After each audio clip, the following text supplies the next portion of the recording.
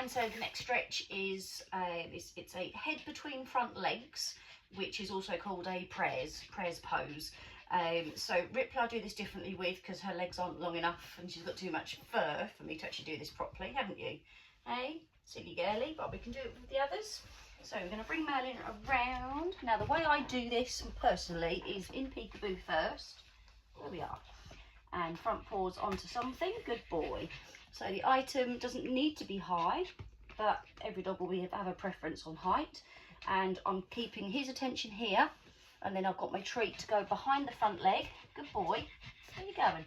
I don't know where you're going. Can you get off? Because you're not helping, aren't you? Off. Right up. Good boy. I think we're helping with the angle, aren't we? And we're going to go behind the leg. Good boy. So we're getting that stretch across the top here. I'll show you with Pepper as well in a moment. If you come off, come on. That's better. Good boy. Put your foot on the floor. What are you doing? There you go. Good. Oh. Now, if you get this, this is why I wanted to do it with Merlin. You have that other treat here to get him back up, or to get Oki back up. There you go, it's there. And then back up again. So we want this sort of stretch, front paws on, without moving off again. But Merlin, this is my 14.5-year-old, slightly deranged boy. Merlin, here, look at your head up. Good boy. So he should be listening. I didn't have a treat. That's my own fault. All right. You're getting tired. You've just done your whole workout, haven't you? Should we turn you a bit? So behind the front leg there. Get the head down. And then get the attention back up. Yes. Good boy. To straighten out again. So I'll show you this. Can't get it off. Oh, this is taking a lot longer than it should. Right, you finish chewing that over there for me, baby. Good boy. Right, Ripper Chopper. Let's turn that round a bit, shall we? So for Ripley, I do it slightly differently. And I bring, no, come off. And I bring the treat forward like that. And then she does her own stretch. Run out of treats. Oh, God, dear. This isn't going as planned. So she's standing up. She's got her front paws on the item. And I bring the treat here. So she does the stretch on her own. If I go from underneath the leg like I do with Merlin, she doesn't find the treat, she just comes off of the item. We don't quite get the stretch, do we? So I do it that way. Good boy. Like so.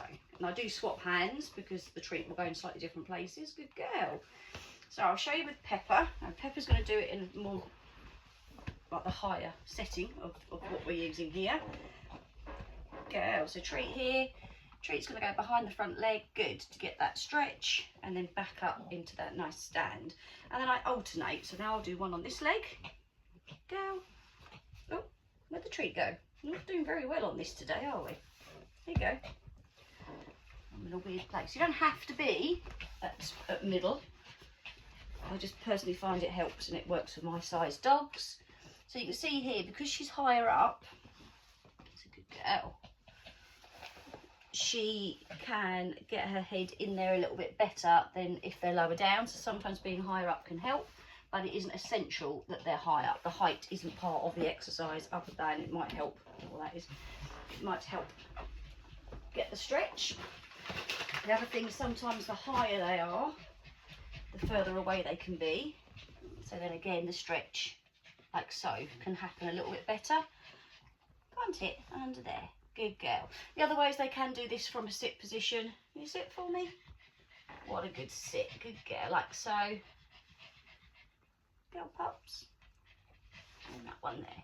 And you can see again, because it's higher, her legs, I don't know if you can see because Mun's in the way. Because she's higher up, her legs are then more here. Whereas when it's lower down, their kind of legs are lower down like this. So they've got to reach around further. When their legs are out here, they only have to lower their head a small amount to get that same kind of stretch. So hopefully that made some sort of sense. So it's what do you off to? It's the prayers pose, or say prayers. So the idea is that their front paws are on something. They lower their head to get that stretch across the neck and down the back. It also stretches out the hips, it stretches out the shoulders. So we're just wanting that nice curve over this part of the body, basically, is what we're looking for. So you don't have to hold the position for long, just enough to give a treat that length of time. and then back into neutral, under, back into neutral. You can be in front, you can be at the side, you can be behind them. I prefer having them in middle, and I alternate which hand and which leg I put the treat behind, because that just keeps them quite straight. If I do too much on one side, they start turning and then they come down. Or Merlin just comes down anyway, so who knows. So I hope that makes sense. If it didn't make sense, message, ask, and just let me know, and I'll try and explain it better, or I'll demonstrate. I'll film another dog from classes that actually isn't trying to get in everyone else's way. Hey, are you? Yeah.